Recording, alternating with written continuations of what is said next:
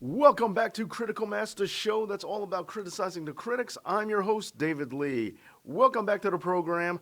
Apologies in case you were wondering where was I yesterday. Well, as some of you wrestling fans out there might know, I was attending the Capital Wrestling event, the Capital Carnival last night. So, unfortunately, I was not available as I am a part of that program. But making up for it right now here on the Saturday live stream. And it's been a while since I've done a live stream on a Saturday. This was originally the norm. This is something I started off doing, but here we are doing the live stream. So today's episode is something that I think is long overdue, something I wanted to talk about here for quite some time, and that is whether or not the film Joker was Inigo Montoya. Dave talking to himself again. Dave talking to myself again. Peace to you, Muhammad. Welcome. How are you? So, for those of you who are wondering, in real life, yes, in real life, that was the question. All right, so let's get to the topic. Since you guys are eager, glad to see you around. All right, so the question here is there was a lot of heightened security for the film Joker when it came out. And the question is, was this a public safety risk for people as a whole? The film Joker, just it coming out. There's a lot of reasons behind why people think that it is. And so I thought it's time to approach this, especially now that time has settled in. It's really something that we need to talk about. So it seems like you guys are interested, so let's start discussing this. Arthur Pryor, yo, got it this time. You decide what you want to do, Captain Dual Identity. Not 100% sure what you're talking about, Arthur. Muhammad says, Arthur Sinister, what is up? Okay, everybody being all peaceful and cool. All right, so here's the situation, and thank you for joining me here, and thank you for the likes. Inigo Montoya and all you got, and Arthur, Muhammad, True Sinister, thank you for being here. Joker is big here in Saudi Arabia. It's pretty big here too, and it is now officially, if I'm not mistaken, the highest grossing R-rated film of all time. And that has a lot of presence. Now, what is the concern here? Why do people think that this might be a public safety risk in real life? What is the story behind this? Well, let's go back to a little known film called The Dark Knight Rises. Now, coming off of the back of the Dark Knight film, there was a unfortunate real-world incident that happened where someone shot up a movie theater claiming that he was indeed the Joker. This is unfortunate. Very unfortunate, and it was a very terrible situation, and many people were harmed because of this. Now, this is a very disturbing incident that happened and stemmed off of a movie. And at that time, people were wondering, does this have to do with the subject matter? Or are we responsible as artistic creators and art goers or creative people who like to see creative endeavors? Are we responsible for what we do? Does this breed out that kind of behavior? Does this create that kind of situation? Or is this just a byproduct? Is it this guy would have done this anyway, and this just gave him the outlet to do it, or this was just what he happened to be claiming. But meanwhile, it was always a foredrawn conclusion. Arthur said wanted to be a judge for 20 seconds there. Oh, yeah. Oh, you're talking about the other show. The other show.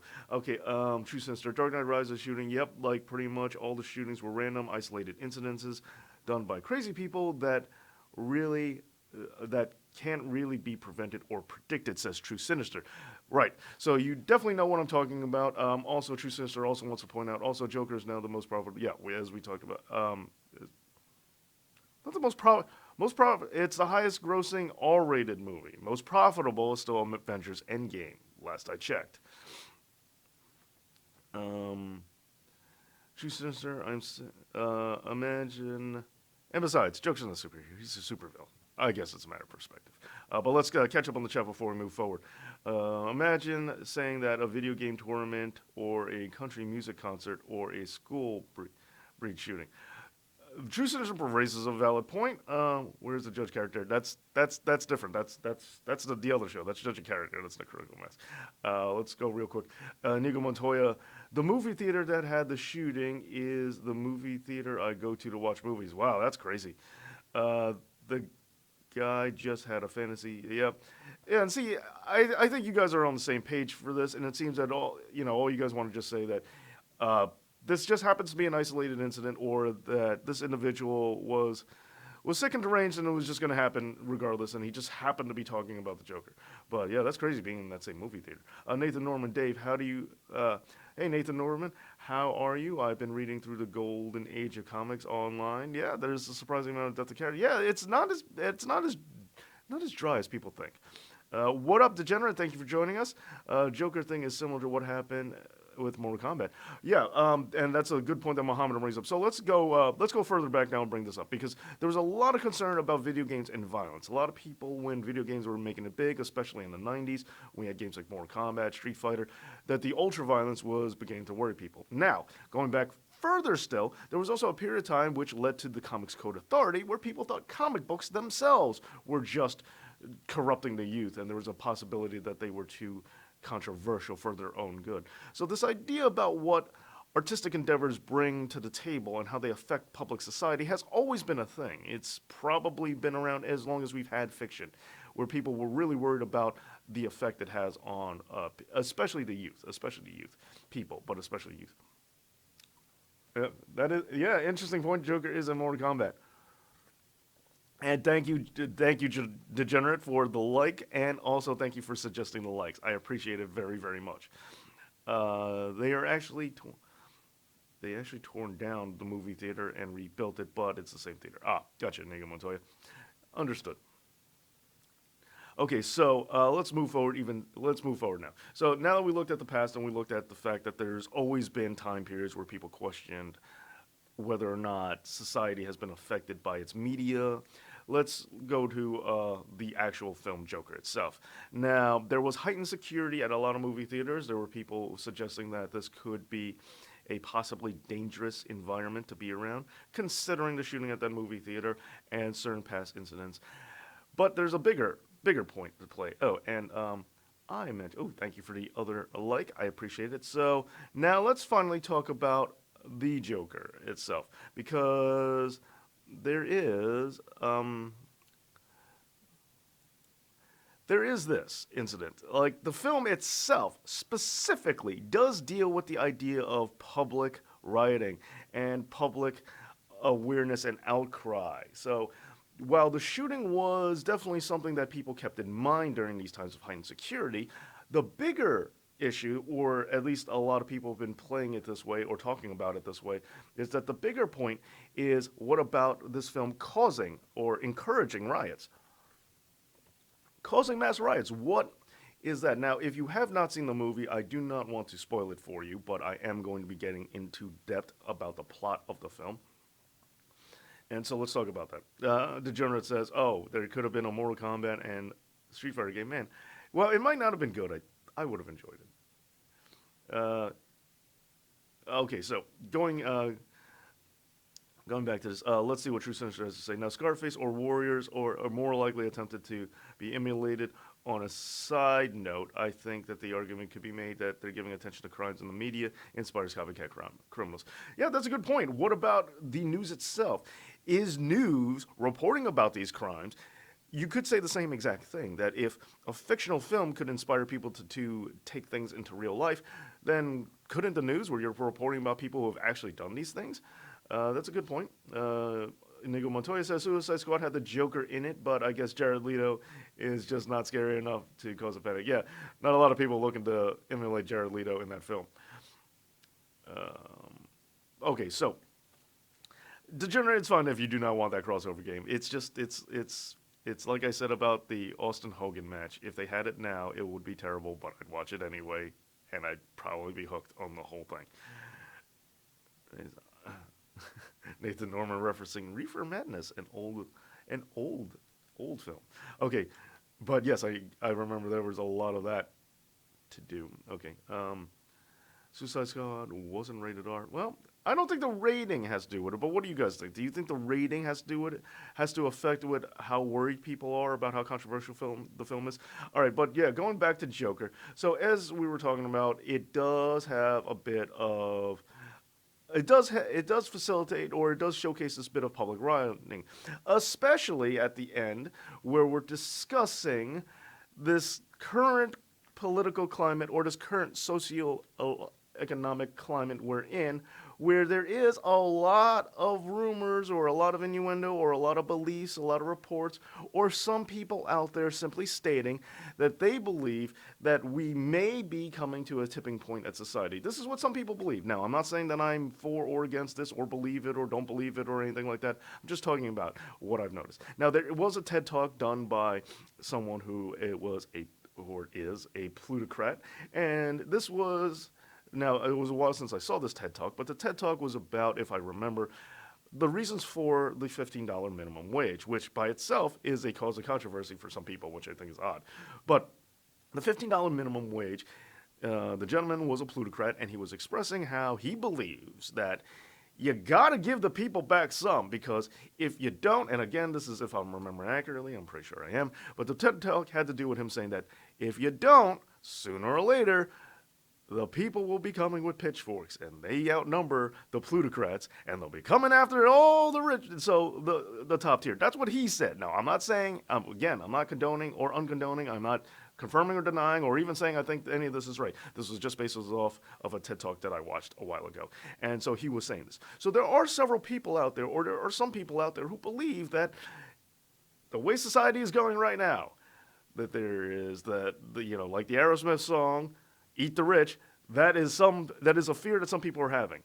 And because of that, with the nature of the film Joker being all about that, there is a concern for these people, and that's what a lot of it was. Okay, but let's get to the chat before we move forward in discussing this. True Sinister, I agree. Okay, let's go back to the chat. You guys have a lot of interesting things to say, so let's check it out. Nico Montoya, neither was Dark Knight. Dark Knight Rises, but good counter, Inigo Montoya.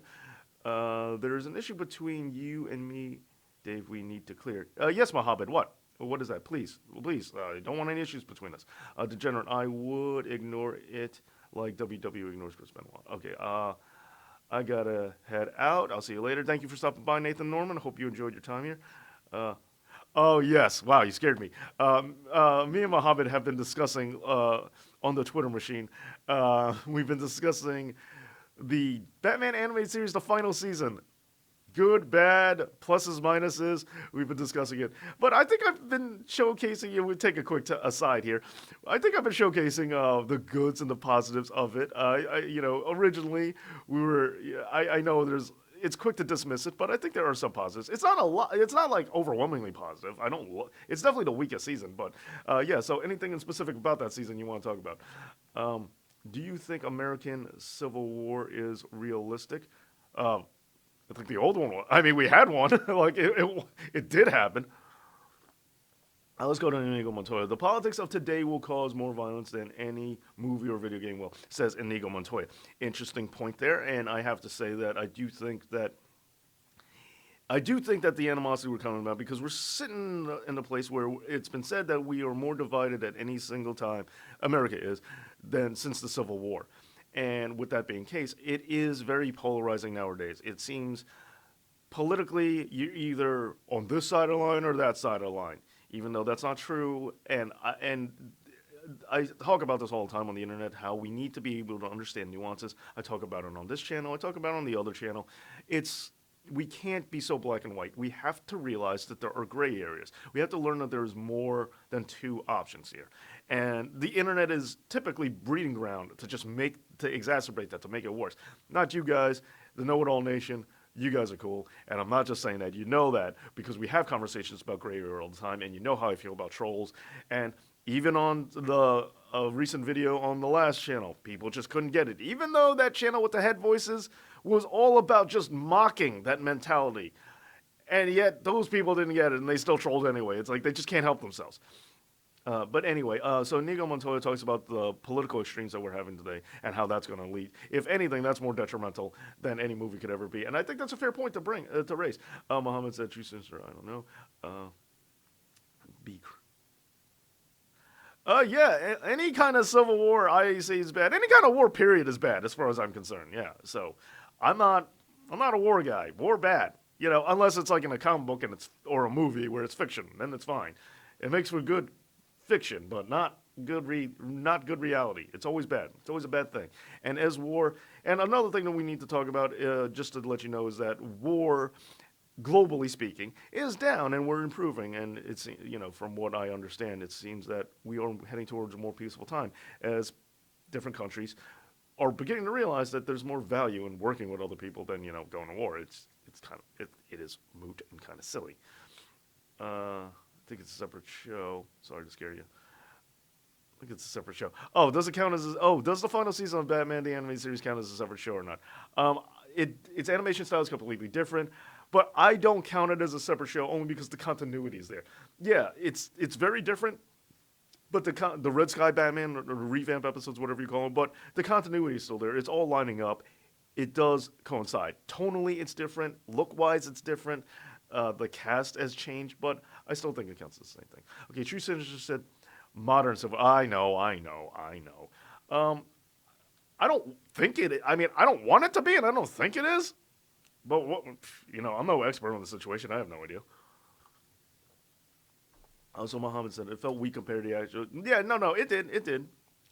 Nah, Superman and the final season are close. That's rough. I don't know which to compare them because, like, rewatch Superman to me, I like the show, but it doesn't have a lot of replay value. Like, there's some episodes that I can watch, or there's a chunk of them, but there's some that are like, ugh, like the Volcano episode, or a lot of the or the Titano episode. A lot of the super sci-fi episodes really don't work for me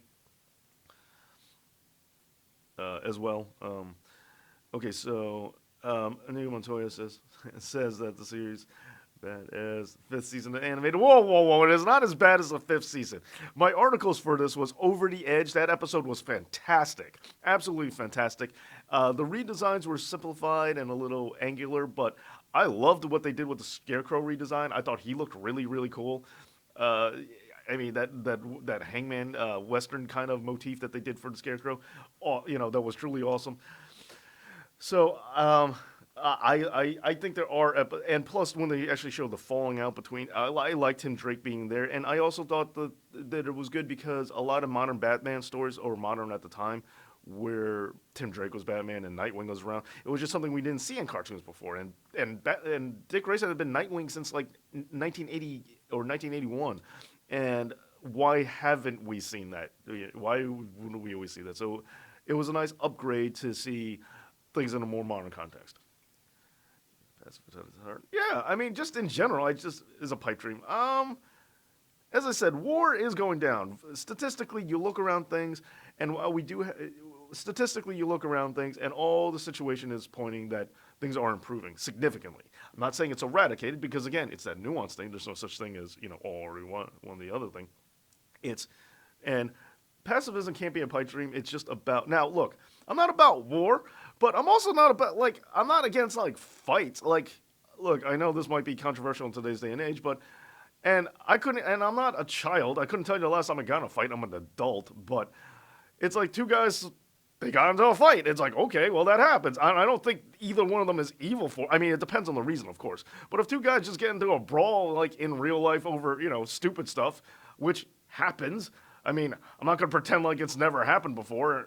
I don't think they're evil. That's a way different scale. War, bad. War, very bad. We can get through a lot of our problems without war. War's really not necessary, and it's not even in anybody's best interest. However, when it comes to violence, like fighting, it happens, or even just good old fashioned, professional wrestling. Even though it's predetermined, some people would still say that counts as violence. So I wouldn't count myself as a pacifist only because there are some forms of violence I don't care, that don't bother me. But just in general, war is a really pointless and wasteful endeavor, as far as I see it. Woke man. I wouldn't even go that far. Okay, so no fighting. Yeah, fighting games. I like fighting video games. And and there's some pacifists who don't like it in their fiction. I don't care. I think it's great for movies and video games and TV shows. So no fighting game needs guest characters. It's cool. Well, yeah, okay. Well, I agree with that. It's just more DLC. I hate downloadable content unless it's free. Okay, the Secret Scarecrow, the Scarecrow was, yeah, the redesign was awesome. Dave, we'll save that discussion for another time and on the other channel, True Sinister. Um, True Sinister. Thank you, Mohammed. I never got to discuss Joker here. Well, we're going to discuss Joker. Yeah, yeah. Let's get back to it. Thank you, True Sinister, for bringing this up. For you, Sinister, I'll go with back to Joker. Yes, thank you. But that was a quick aside. This is a heavy topic. Oh, and thank you for the likes. If keep that like train going. Yeah, this is a heavy topic, so I'm glad to get a few sidesteps away from this. Okay, so but let's also bring up too. I do want to bring this up that the Joker film is very much about mental illness, depression, or dangerous thoughts and things like that. There is a mental health concern. So the other issue here that we're going to be discussing, or I think is important to bring up about mental health, is that there are some people wondering, for example, that if that Joker shooting that happened for Dark Knight Rises, if that was just a person with mental health issues who happened to lash out at that particular moment in that particular way, and it just so happened to be that he took on the Joker mantle as a joke or as a persona for whatever reason. Not saying that I understand. And again, I want to stress I am not an expert on mental health in any way, shape, or form. So this is just my opinion. Don't think of it as anything more than that.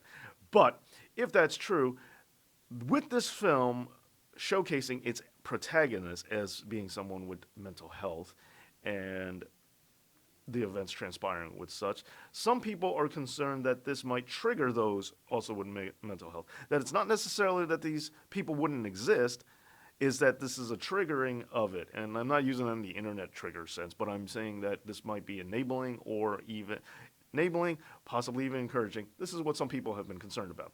So, what do you guys think about that? Do you think there is a chance that this is going to take individuals who are in certain mental states and possibly bring them to another level that they wouldn't have gone on their own? Specifically, not saying that they weren't. We're not saying that it causes mental illness, but it might be triggering because that is a round of discussion. So, what do you guys think on that? To be honest, but everyone else did. Well, don't worry, I'm not ruining too much of the movie specifically, but but we are touching upon it.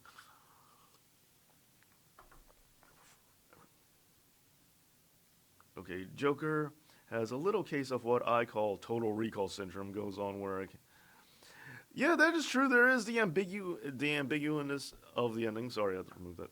There's a little hair flowing on the microphone. Um, I think the reason the movie scares people so much is that the movie mirrors so much of modern life. Well, Inigo Montoya, yes, and so the mass shootings are happening not because of a lack of gun control, because of lack of mental health services, says Tim Castillo. Okay, bringing up mental health services. Interesting take, but um, I think it's you both Inigo Montoya and Tim Castillo. I think we can almost combine. Thank you for the thumbs up, by the way. Um, okay, you both giving me something to work with. I'm trying to think if I want to like talk about these thoughts. Okay, you know what? I'm going to keep them separated. The point of the matter is, we are experiencing mass shootings in America even without a Joker motif or someone claiming that they are the Joker. So I think it's also important to make the distinction that even without the film, it's there. And no one ever said that in the chat, Tim. Yeah, I was going to say, I was confused by that too. But the idea of the mass shootings that are happening is something we need to bring up, and that's happening independent of anyone claiming that they're Joker, so we should bring that up. But yet again, when it comes to Inigo Montoya talking about how it's reflecting modern times, going into the modern times of what Tim Castillo is saying, that is something to take in consideration. Um, but yeah, let's keep it friendly and let's keep it to the discussion. Um, there is a concern about gun control or like a mental health services. Again, I'm no expert, and I know what I think, but politically, I'm a little, I'm very apolitical, but I understand your thoughts.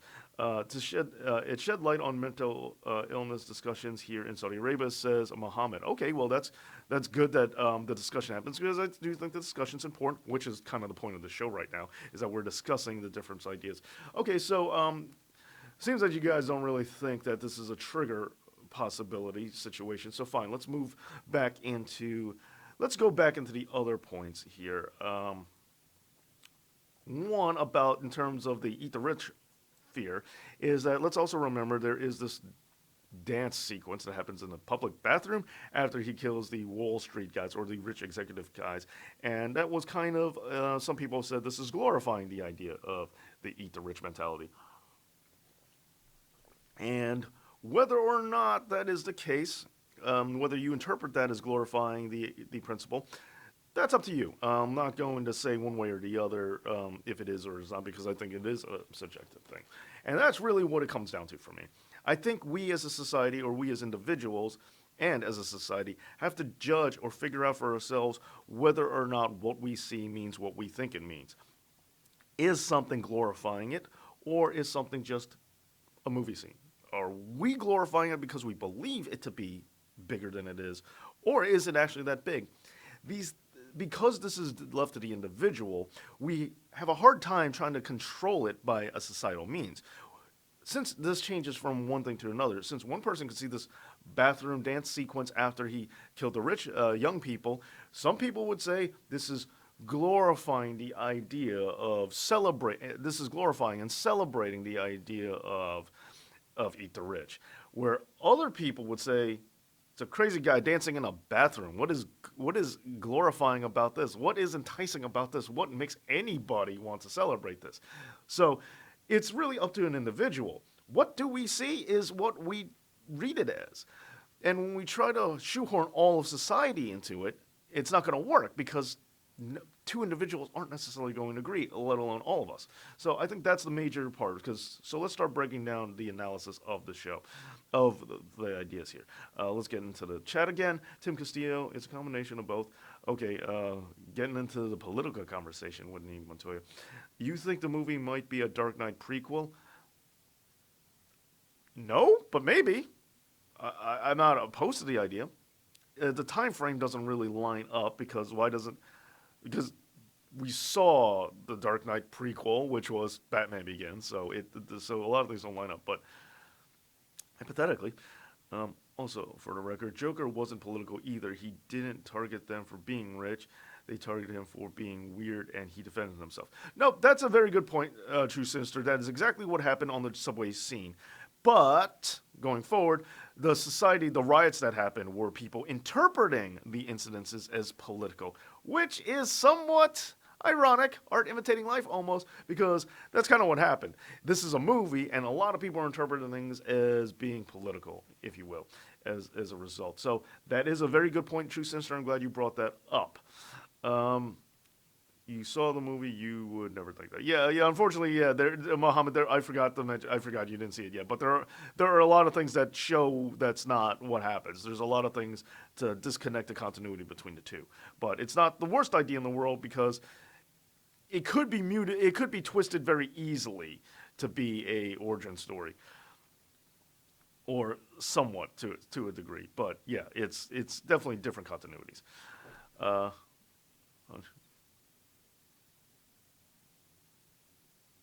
Yeah, here's the thing. There are a lot of Muhammad. I'm glad you really because I often wonder about how people in different countries interpret what we do here. Because I often think about how much people misinterpret what goes on.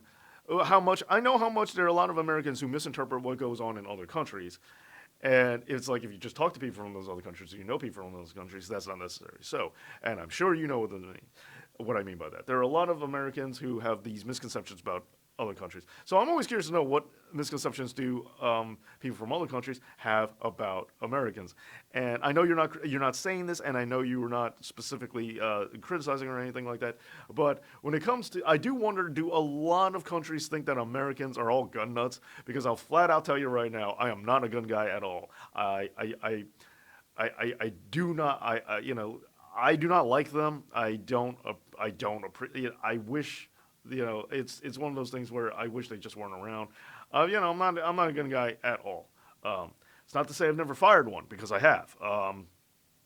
But it's not as extreme as this. But if you saw Dave Chappelle's last comedy, I believe it was most recent comedy special on Netflix, he said He says, "I hate guns." All right, this like I'm paraphrasing it because I'm not sure exactly what he said, but he said, I can't stand them. I despise guns, but I own several.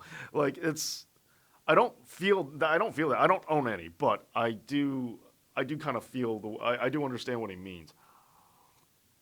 I definitely don't feel that way, but again, I don't own several, but I understand the sentiment. It's like I can understand it even though I don't partake in it. Tried every time. Yeah, yeah, Muhammad. He's just letting you know that there's plenty to disqualify it as a Dark Knight prequel. Joker went out of its way to say he wasn't political. Yeah, but a major point of the film True Sinister is that the events of one thing people interpret to be so much deeper than they are, and that's kind of the case.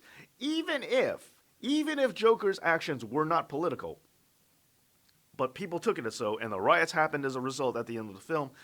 Does it matter? Does it matter whether his intent was political or not? That's the question. And it's the same thing that people are posing for this movie.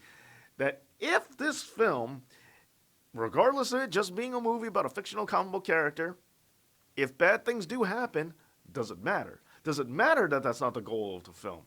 Is there a responsibility? Is there a rational fear? Is that something we need to understand that doesn't matter what the point of the movie is, doesn't matter what they were trying to do, doesn't matter if the film itself is political or not, how do people interpret it? I also do think the film is political. I almost think there is no way to avoid discussing that. You can't just say, "Oh, well, it was just an ending." You're like, no, there's definitely some comment on society being done in the film. True Senator says, yes, he is a pro-gun guy, but only for non-criminal, mentally sane people who are willing to use them properly. Uh, right. Okay. Many people never need to pick up a gun. Yeah, I never needed to. I just have. I enjoyed Six and so I did too. I liked it a lot myself. Yeah, I have, but like when I was a kid, when I was like, I haven't done I don't think I've touched one in my adult life. And it was all in legally sanctioned ways. Just to specify, you can make all the New York jokes you want about guns, even though I think a lot of modern people don't view New York the way it was when I was a kid, when I was growing up. But yeah, but no, it was all in legally sanctioned ways. Yeah, it was. Yeah. Okay, let's go back to the chat. Nigo Montoya, Joker is not in the DCEU. It's its own separate disjointed universe. But neither was Dark Knight. Dark Knight wasn't in DCEU either. In fact, after Aquaman, DCEU is being, yeah, and I kind of wished like there was that one step in Wolfline, and I kind of wish they just took it out of Aquaman. That way, Aquaman could just be Aquaman and it had nothing to do with it. When he made it political by just okay. Yeah, I think we're not arguing that the film is political, and DCEU may or may not. I think they're just doing something where maybe it is, maybe it isn't. Who knows? Like Shazam, is it part? Maybe. Who knows? Is Wonder Woman the next Wonder Woman film going to be? Some people say yes, some people say no. Who knows? Seems like Anna goes, yeah, well, he is. He definitely wasn't Dark Knight. Okay, actually, Dave, no offense, but we have people who think all Americans are racist, but I have American friends, both here in Jeddah and abroad. Yeah. Why would I be offended by that? I'm not offended by it. Yeah, there are a lot of people. I'm not surprised. I'm always interested to hear what people from other countries think about Americans. Just very interesting to me. What are the jokes here? Like, total nerd, like, tone changer and total nerd discussion here. So I had the Harry Potter Quidditch game for Game Boy Advance. I still have it. So in the game, it's the Quidditch World Cup game. You get to pick a team and you get to play all around the world, and then you see different countries have different arenas and all that, and it's like pretty stereotypical stuff. It's like, what do you think a Quidditch arena for this? Like all the garb and the decor and the construction and all that, and the buildings and all the backdrops and all that, pretty stereotypical to wherever they are. And you're like, huh. And then I was playing as America, so I never got to play against America because I was in America. So I was like, wait a minute, what does the American Quidditch stadium look like? And then I became curious, and then I saw it. It was like if you don't know what these are, because like I think they're a pretty American thing, so it's going to be hard for you to understand what I mean if you're not familiar with the concept. But it was like a bronco busting like rodeo with pumpkins everywhere on the ground. It was just a bunch of rodeo decor. It was like monster rodeo slash monster truck rally venue with a dirt floor and just pumpkins on the ground. I'm like, huh. That's I was like, okay. I was not offended or pleased. I had no real instinct to that. I just nodded my head. I'm like, interesting. Is this what former people think American Quidditch would look like? I cannot say that it would or would not, but it's fair. And New York, and again, I've brought this up before, but New Yorkers have this problem, and I will admit it, I'm guilty, is that New Yorkers kind of think of New York as just everything, and then we kind of forget that oh wait, there's America that's not New York, and it's not like here at all. It's like, wait a minute, country music's really popular. Oh, I heard a really funny joke. Somebody told me this joke that he heard from someone else, that they can't wait till we have self-driving cars. That way, someone can make a country western song about how their pickup truck left them. Just thought I'd share that because it's funny. But so I'm always curious just to know what people from other countries think about America. So I just thought it was funny. So yeah, I had that game for Game Boy Advance, and you know what? I still have it. All right. Anyway, so that's out there.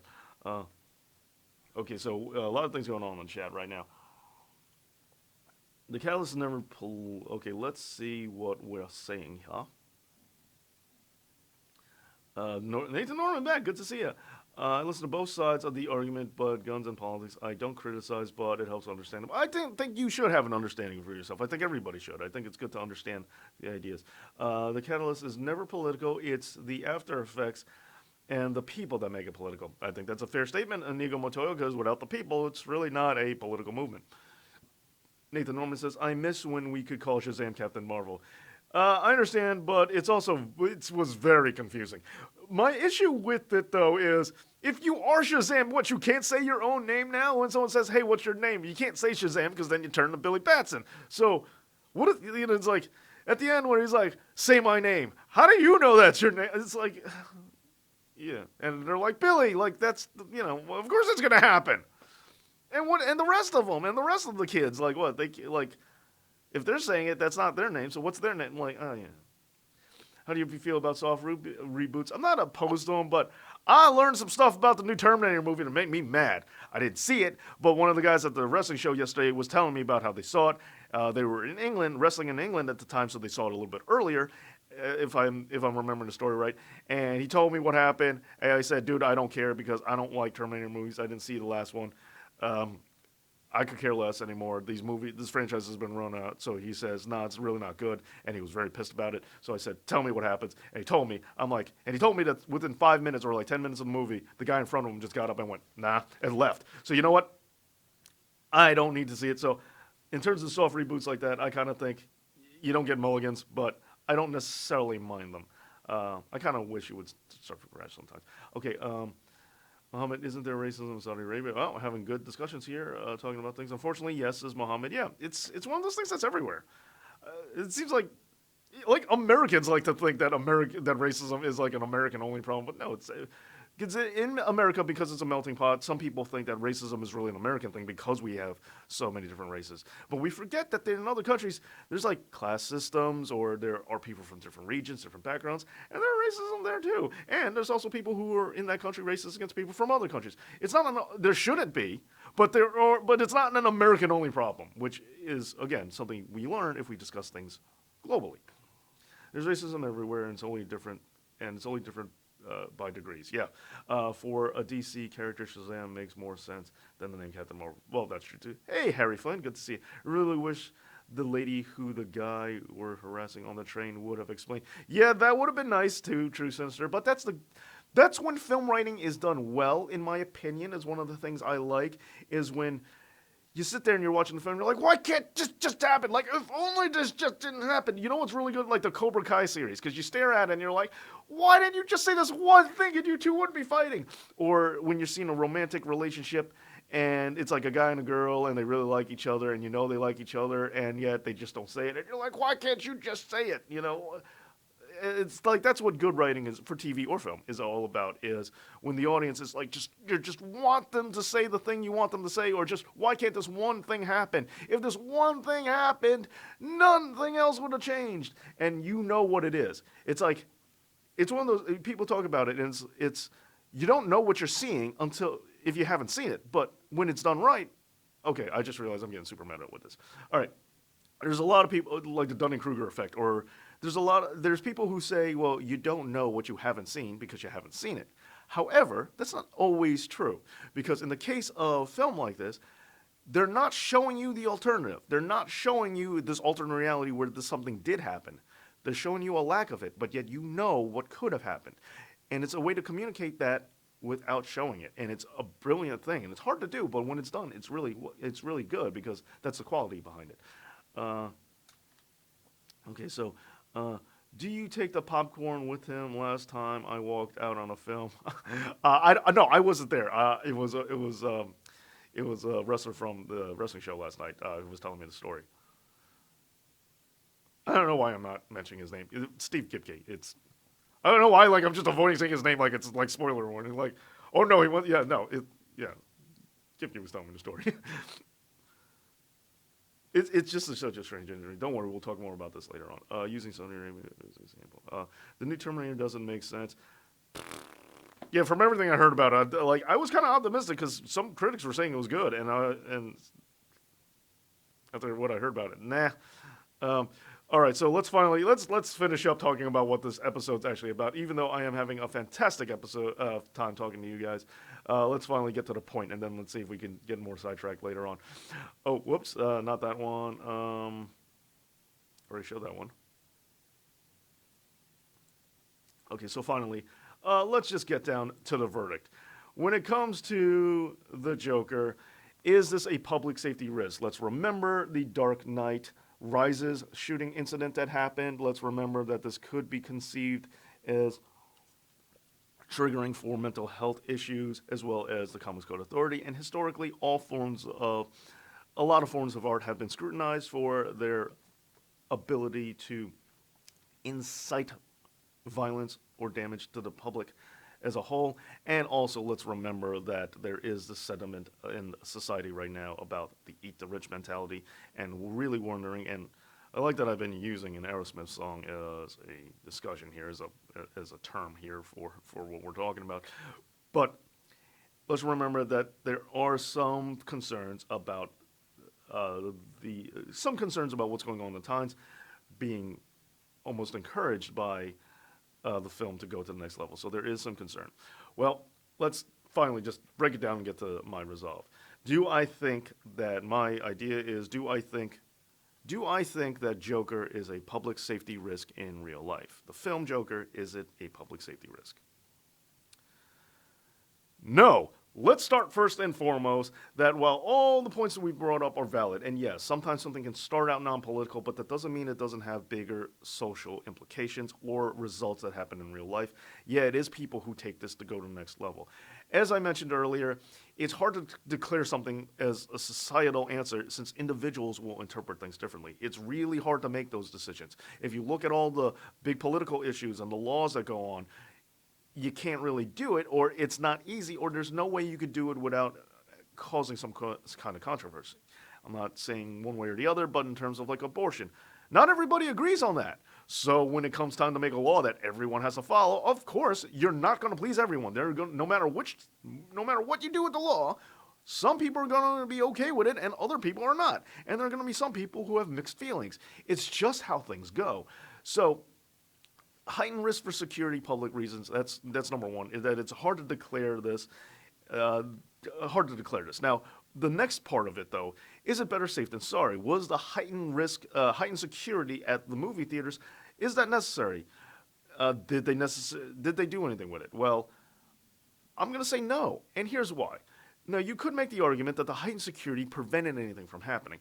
But not all movie theaters had heightened security, and enough time has passed where, fortunately, as far as I know, I apologize if I need to be corrected about this, is that as far as I know, everything was fine. Nothing, no riots happened, no violence happened at any of these movies, as far as I know. And if it is the highest-grossing R-rated film of all time now, it's not like nobody saw it. There were plenty of people who saw it, and the movie theater I saw it in, there was no heightened security, not that I noticed. So it seems like it was worrying for nothing. Now, some people say better safe than sorry, there's a little bit of precaution, but there are other people who say that even though nothing happened, having heightened security or drawing attention to it is almost more influential or more worrisome than having none whatsoever. Like that might start triggering people, but either way, nothing happened. But that is something else for you guys to consider: is have whether or not preparation for something happening causes that something to happen, or is it better safe than sorry? It depends on what side of the line you have, and that's a totally different discussion, which I'm not getting into now. Furthermore, this idea of if society is going to overturn the upper crust, is the backlash against the 1%er something that could be incited because of a film? Well, I'll put it this way. The people who are in charge of these heightened securities and all that are probably, as far as I could guess, probably in the 1%, or at least pretty well to do. Pretty well, they may not be the total upper crust, but they are definitely well off to do, because they're the ones making these decisions. They're the powerful. They're the system. And this film is about destroying the system, or this film is about how the system fails you, and individuals have the power, not the system. So if the system fails, you know what? Here we go. Because in case you haven't noticed, when it comes to the film Joker, he's mostly rewarded for doing the wrong things. When he does the right things, it doesn't really go well. Does the wrong things, he tends to get rewarded for them. So that is a major underlying part of the movie, is that when we see him being rewarded for a bad thing, doing things bad or going against the system, is that the system ultimately will fail you, and that the people have the power. Now, there are some people worried about that, but as I pointed out, the people in charge of these decisions, or the people who get the most mainstream attention when it comes to these discussions or decisions, they tend to be part of the system, or the upper crust, if you will. And yeah, it's all about rebelling against you. So wouldn't you? Yeah, of course they're worried. They're the people making the decisions, and they're the people who are who are probably going to be the most worried. So yeah, I'm not surprised that they're panicked. It makes sense to me that they're worried.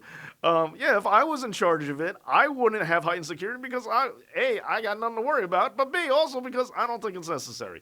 So, and look, I get precaution. Okay, I'm not condoning violence. Again, I don't think it's a good idea. I'm not a violent guy overall. And a small individual level is just a scrap between two guys. It's fine. It's no big deal. I will also say on a side note, though, even though while I say that, I am kind of weird about certain things where it's, as a I also teach kids, and and it's something I can't do anything about it really, other than just tell them to stop.